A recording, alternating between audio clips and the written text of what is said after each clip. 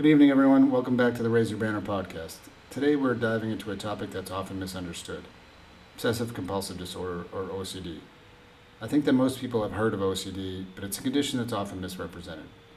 Today I want to unpack what OCD really is, talk about what it feels like for people who experience it, and hopefully provide a better understanding for anyone who may be dealing with it personally or knows someone who is.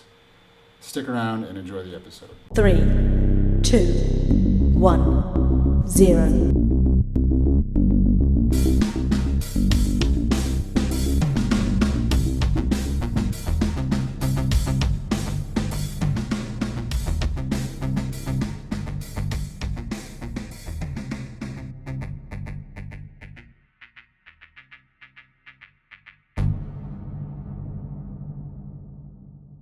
So let's start with a quick overview. OCD is a mental health disorder characterized by two main components: obsessions and compulsions. Obsessions are persistent, unwanted thoughts, images, or urges that cause a lot of anxiety or distress. And then there are compulsions, which are repetitive behaviors or mental actions that someone feels driven to perform, often in an attempt to reduce the anxiety or prevent something bad from happening. To put it in another way, OCD involves these intrusive thoughts that can feel totally overwhelming, and the compulsions are the actions or rituals that temporarily help relieve this distress. Unfortunately, the relief is usually short-lived, so the cycle repeats itself, often in a really exhausting and frustrating way. Now, one of the biggest misunderstandings about OCD is that it's all about neat or organized. We've all heard someone say, "I'm so OCD about keeping my desk clean," or "I need everything in order. I'm totally OCD." But the reality of OCD goes so much deeper than just wanting things to be tidy or liking things in a certain order. In fact, OCD isn't always about cleanliness or organization at all. For example, some people with OCD may have intrusive thoughts about harming others, even though they would never actually do it. Others might have fears around germs. Yes, but they could also have fears about something going wrong if they don't perform certain actions or rituals, like tapping something a certain number of times or repeating phrases in their head. To give a bit more context, let's talk about how OCD can actually feel. Imagine having a thought pop in your head that feels completely out of your control, maybe something disturbing or uncomfortable. You try to ignore it, but it keeps coming back, louder, and more urgent. Then you feel this intense need to do something to fix that feeling.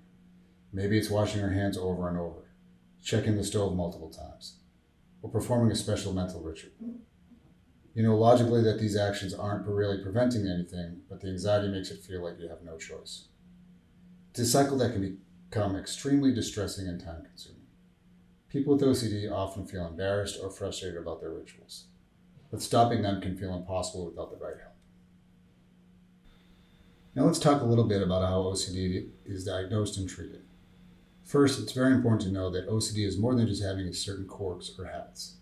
For a diagnosis, the obsessions and compulsions have to be so consuming that they interfere with daily life, whether that's at work, in relationships, or in overall mental well-being. If someone thinks they might have OCD, the best step is to talk to a mental health professional. It might feel daunting, but they are trained to listen without judgment and provide support. One of the most effective treatments for OCD is a type of therapy called exposure and response prevention, or ERP. In ERP, the therapist helps a person face their obsessions without giving in to the compulsion.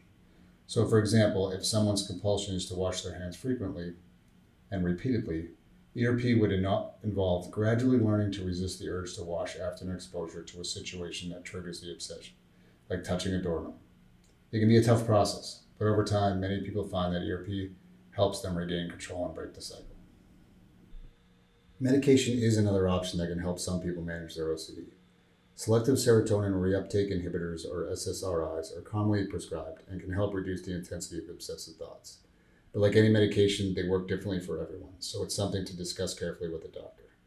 There's also growing awareness of the importance of self-care in managing OCD. Things like mindfulness, exercise, sleep, and even diet could play a role in overall mental well-being. But of course, it's not a cure, it's more like creating a foundation that can support other treatments. I want to take a moment to address anyone listening who might have OCD or think they might have it. First, please know that you're not alone, and you're not broken. OCD is a real medical condition, and it's nothing to be ashamed of. And if you've ever felt like people don't understand, or if you've been dismissed because of stereotypes around OCD, that doesn't mean what your experience is invalid. There are people who understand, and there are treatments that can help. And if you're listening because someone you love has OCD, the best thing you can do is to try and learn and offer support without judgment. OCD can be incredibly isolating, and having people who care and are willing to listen can make a world of difference.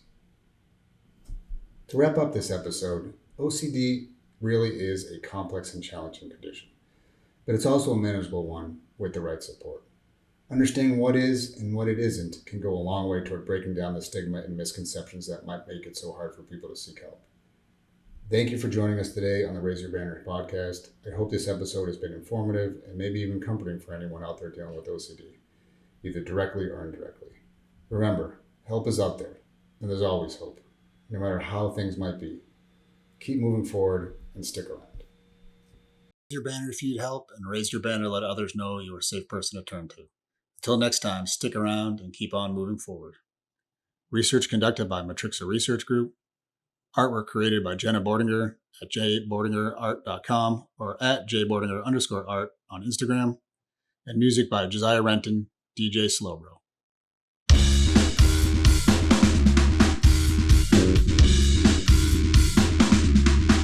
Thank you.